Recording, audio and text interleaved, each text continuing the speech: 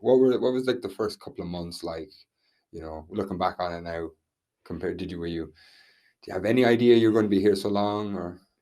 Geez, I think I was firstly very surprised because I got here in September, and everyone had jokingly referred to the weather, being like, "You're in for an absolute treat." Like pack jackets, Mm. hoodies, and I'd come from wearing my short shorts around the garden to being like super winterproofed. But the weather was actually quite good, and the running joke was, "Geez, this is the week of summer, or this is the last week Yeah. of sun you're going to get." But I remember quite quickly thinking I really enjoyed Ireland.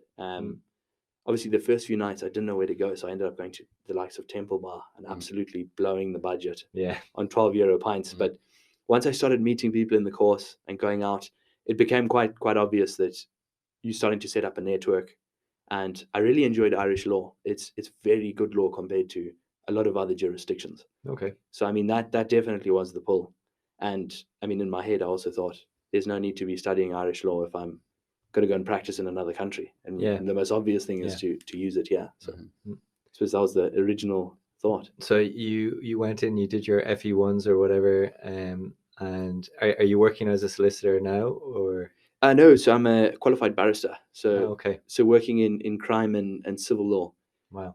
So did the King's Inns exams and the King's Inns course, and then you do a year of deviling or a year of pupillage, as it's called, and it's essentially you work for free for a year with a senior colleague, and they just throw you loads and loads of work, and you try your best not to stutter your way through anything or completely fumble the bag or drop the ball, which is great fun because I mean you're never going to be part of a murder until you 9 or 10 years down the way. Whereas when you're working with a senior colleague, that's the first case you're working on. You're sitting there reading through the transcripts, having the discussions with the prosecution on how you're going to do it. It's been very, very much a fun learning curve.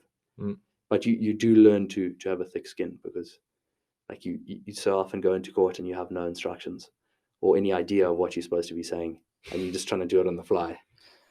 Well, I can imagine that being a really stressful situation. Everyone's there listening to you. You have to sound professional. Like, no, what's your technique for dealing with those situations? I suppose the best advice I was told is no one's listening to you. They're either just finished and are busy trying to remember what was said to them, or they're about to start and they're focusing on what they need to say. So there's as much as we would all love to be selfish and think everyone's always listening to us, they aren't. Yeah. And so when you are speaking, just focus on either chatting to the judge or making your point to a witness, because that's as simple as it is. Yeah. Get your value across.